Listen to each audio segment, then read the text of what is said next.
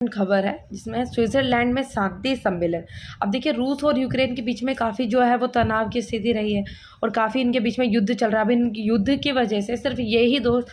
जो देश है वो परेशान नहीं है, काफ़ी सारे देशों को अब इस चीज़ का सामना करना पड़ रहा है, क्योंकि युद्ध जो है वो वॉर है सिर्फ एक देश के बीच में नहीं होती। इससे क्या होता है, एक तो देशों के बीच में किसी तरीके का विभाजन जो है वो हो जाता है जो किसी भी देश को समर्थन करता है, और दूसरा क्या होता है, आर्थिक स्थिति बहुत ज़्यादा खराब हो जाती है, लोगों की मृत्यु बहुत ज़्यादा हो जाती है, फूड की कंडीशन, इन सब चीज़ों की बहुत ज़्यादा बड़ी समस्या हो जाती है। तो यही है, सबसे ज़्यादा अच्छा से यही समझा जाता है कि जो शांति है वो देशों में शांति आपस में बन के रहे और कोई भी तरीके की जो दिक्कत है उसको बातचीत के मसले से सुलझाया जा सके। तो इसी बात में जो स्विट्जरलैंड में उसमें शांति सम्मेलन पर जो कहा जा रहा है कि शांति सम्मेलन जो है होगा, तो आइए इसकी आगे की न्यूज़ पढ़ते हैं। रूस और यूक्रेन के बीच, जैसे कि इस साल जो तीसरा साल है उसमें भी जो युद्ध है वो जारी है, और जो यूक्रेन के राष्ट्रपति जिनका नाम है जेलेंस्की लगातार रूस को पछाड़ने का दावा कर रहे हैं। जो यद्यपि जो जेलेंस्की हैं, जो कि यूक्रेन के राष्ट्रपति हैं, वो कह रहे हैं कि भाई वो रूस को हरा देंगे, लेकिन सच्चाई है कि यूक्रेन अब खंडर हो चुका। भाई इतने युद्ध के बाद आर्थिक स्थिति खराब हो चुकी है, इतने ज़्यादा अटैक हो रहे हैं किसी के ऊपर कभी देश के ऊपर, तो क्या हो गया कि कहा जा रहा है कि यूक्रेन की स्थिति अब खंडर जैसी बन चुकी है। और यूक्रेन के खेरसान, रुदांशिक और दोनसिक मैरियुपोल पर तो रूस का जो कब्जा काफ़ी पहले हो चुका था, लेकिन अब उसने एक के बाद एक यूक्रेन की मैदानी इलाके भी कब्जा लिया। अब रूस ने काफ़ी सारे एरिया जो यूक्रेन के और भी कब्जे में ले लिया, और अमेरिका और नाटो के दम पर फलने वाला जो जेलेंस्की जो यूक्रेन था वो उसको समझ ही नहीं आ रहा कि भैया वो अब क्या करे। जो रूस के राष्ट्रपति जिनका नाम है व्लादिमीर पुतिन की बात करें तो वह युद्ध के तीसरे साल भी शत्रुओं को हराने के लिए दृढ़ संकल्प और आत्मविश्वास से भरे हैं। भाई कोई भी देश नीचे नहीं झुकना चाहता, हर कोई देश वही कह रहा है, मतलब जो इनके देशों में लड़ाई हो रही है वो यही कह रहे हैं कि भाई एक दूसरे को हरा कर मानेंगे। इस तरीके की बातें जो है दोनों के देश के बीच में चल रही हैं, शांति की बातें हो ही नहीं रही, और पुतिन लगातार नाटो को दूर रहने की चेतावनियां जो दे रहे हैं। नाटो जो एक ऑर्गेनाइजेशन है, तो उससे जो है अमेरिका को कह रहे हैं कि भाई नाटो जो काफ़ी सारे और अमेरिका और काफ़ी देशों का जो एक ऑर्गेनाइजेशन है, उनसे कहा जा रहा है कि वो इन सब मसले से दूर ही रहे और इस युद्ध को अपने देश के लिए अस्तित्व की लड़ाई करार दे रहे हैं। और अब इस युद्ध से पूरी दुनिया प्रभावित हो रही है। भाई असली में प्रभावित हो ही रही है, सही में हकीकत में सबसे बड़ी चिंता की बात यह है कि लाखों लोग घर बार छोड़ने के बाद शरणार्थी जो है वो बन चुके हैं, और दुनिया के सामने सबसे बड़ा मानवीय संकट खड़ा हो चुका है कि वैश्विक शक्तियाँ भी चाहती है कि अब युद्ध जो है वो खत्म हो जाए। सभी देश जो है वो इसी तरीके से चाहते हैं कि भाई इतनी ज़्यादा नुकसान होने के बाद अब ये जो है युद्ध समाप्त हो जाए। तो इसी वजह से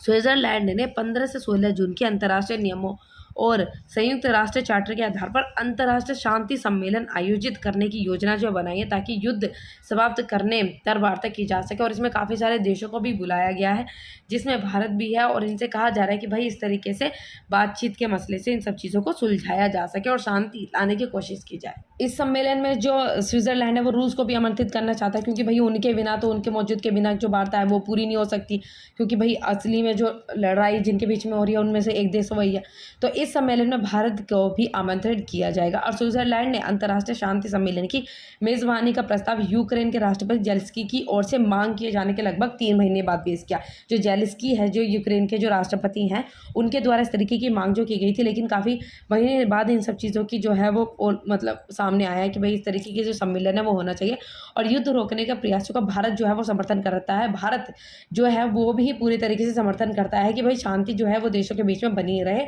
किसी भी तरीका का विवाद हो तो बातचीत से सुलझाया जाए। और कुछ दिन पहले प्रधानमंत्री नरेंद्र मोदी जी ने रूस के राष्ट्रपति पुतिन और यूक्रेन के राष्ट्रपति जेलेंस्की से फ़ोन पर इसी टॉपिक से रिलेटेड बात भी की थी, और उन्होंने ये कहा था, जो प्रधानमंत्री नरेंद्र मोदी जी ने रूस राष्ट्रपति को पहले स्पष्ट शब्दों में कहा था कि ये युद्ध का समय जो है वो नहीं है, और युद्ध के कारण पूरी दुनिया में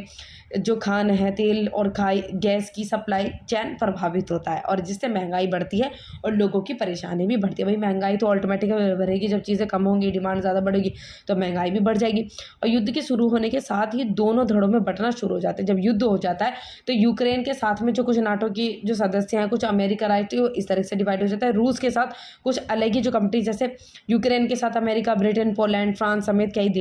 देश युद्ध से बाहर रहते हुए इनकी मदद पहुँचाते हैं, और दूसरी जो चीन, दक्षिण कोरिया, ईरान जैसे देश प्रत्यक्ष या अप्रत्यक्ष रूप से रूस के साथ खड़े। लेकिन भारत जो है वो अभी किसी का पक्ष इस तरीके से नहीं है कि वो किसी का पक्ष में नहीं लेता, क्योंकि जो भारत है वो सार्वजनिक रूप से इस युद्ध को समाप्त करने के लिए प्रतिद्वंदित है। वो चाहता है कि भाई ये जो युद्ध है वो मैं किसी को सपोर्ट नहीं कर रहा, लेकिन ये युद्ध जो है वो खत्म हो जाना चाहिए। और जनवरी 2024 में स्विस राष्ट्रपति वियोला एमहोर ने घोषणा की थी कि उनका देश रूस यूक्रेन युद्ध के शांति फॉर्मूले पर एक वैश्विक शिखर सम्मेलन की मेज़बानी करेगा। और इससे पहले 2022 में इंडोनेशिया में भी G20 शिखर सम्मेलन में ज़ेलेंस्की ने अपना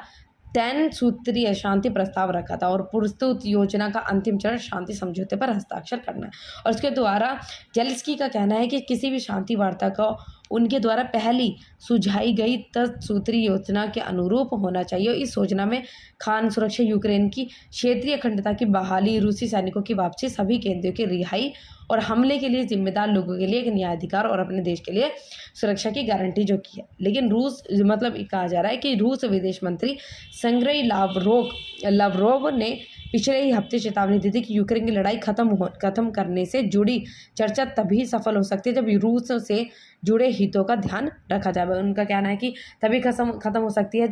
जब किसी शांति सम्मेलन या कुछ तरीके की बात हो जिसमें रूस का भी फ़ायदा हो। और रूस मतलब ये कि वो रूस से भी मतलब चर्चा तब सफल हो सकती है जब रूस के बारे में भी बातें की जा रही हों और रूस से जुड़े हुए हितों का भी ध्यान में रखा जा रहा हो। पुतिन भी लगातार यही कह रहे हैं कि जब तक रूस के लक्ष्य पूरे नहीं होंगे तब तक वह शांति नहीं होगी। और इस शांति वार्ता में अमेरिका के राष्ट्रपति जो बाइडेन शामिल होंगे या नहीं, इस बारे में अमेरिका ने रुख जो स्पष्ट है वो नहीं किया। हालांकि बाइडेन के G7 सम्मेलन के लिए इटली जाने की संभावना है। मतलब उस टाइम पे भारत में भी चुनाव है, तो ये देखा जा सकता है कि उस टाइम पे कौन कौन से देश जो हैं वो सम्मेलन में आ सकते हैं। इस शांति सम्मेलन में कम से कम इस सम्मेलन में 120 देशों को आमंत्रित किया गया है। और देखना होगा युद्ध समाप्त करने के लिए क्या कोई रोड मैप जो है वो तैयार हो पाता है नहीं, क्योंकि उस टाइम पे कौन सा देश आता है कौन सा नहीं, क्योंकि उस टाइम पे भारत में भी इलेक्शन का टाइम है।